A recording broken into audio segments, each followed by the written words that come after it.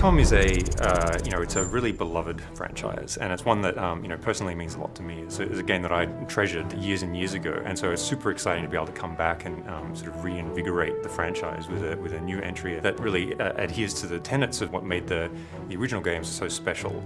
Our telling of XCOM is an origin story. It's about experiencing the origins of this organization from a really zoomed in and boots on the ground perspective. We really wanted to make you feel like what it was like to be one of the squaddies in the original game, and not the all-knowing top-down commander. Past games were all about a global UFO defense agency, a kind of task force made of the best from across the whole world who were supposed to repel an alien invasion.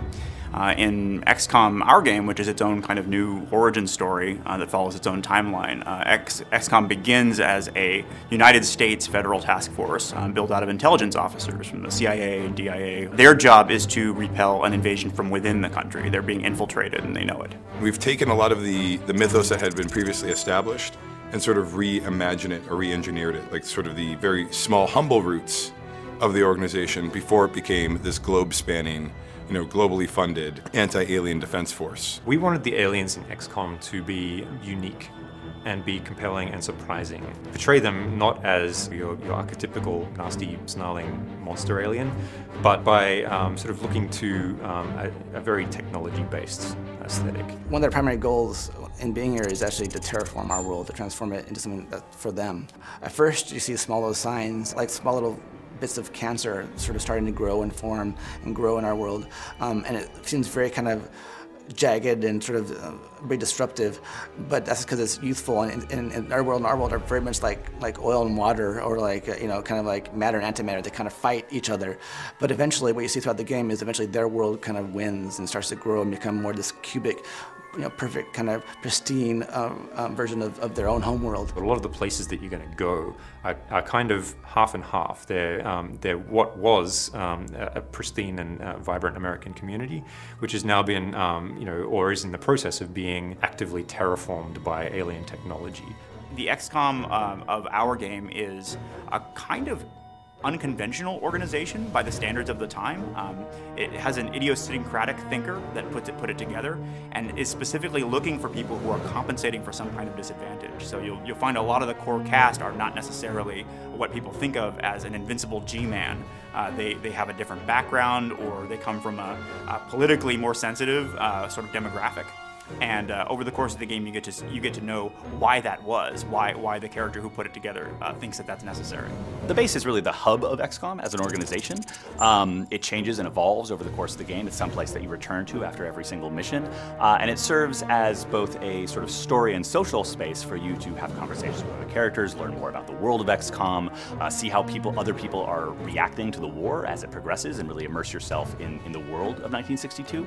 But it's also your main hub for gameplay. You will obviously manage and recruit agents. Agents are your extensions of your willpower out in the battlefield, your buddies that you use to combat the alien threat. You'll be upgrading their powers, leveling them up. It's very sort of RPG-esque. The research area, for example, is where the scientific staff live. You're able to engage in the research economy through spending Illyrium on various designs.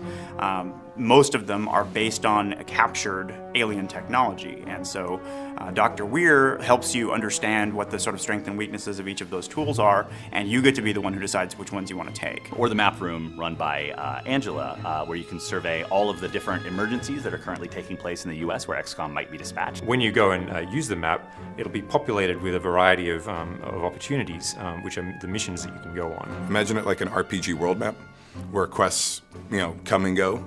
There's primary quests and secondary quests. There are backbone missions that drive the plot forward, and there are dozens of other kind of strategic opportunities that pop up.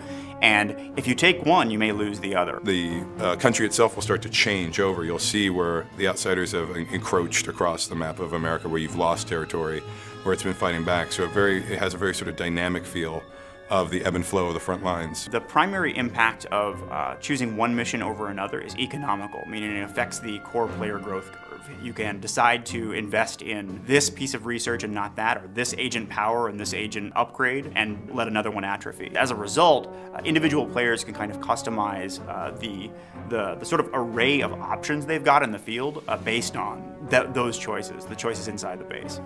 There's also like little mini quests in the base. There's sort of like side quests that go on, so you'll interact with the different characters, learn more about their stories. The central characters of the game, you can go and talk to them, and you'll have dialogue options, and you'll be able to basically mine out as much of the story as you want by engaging in these conversations. XCOM is a story about some real people, some people with flaws and conflicts, and they're thrown into this situation against essentially overwhelming enemy that it's difficult to tell if they can even be defeated.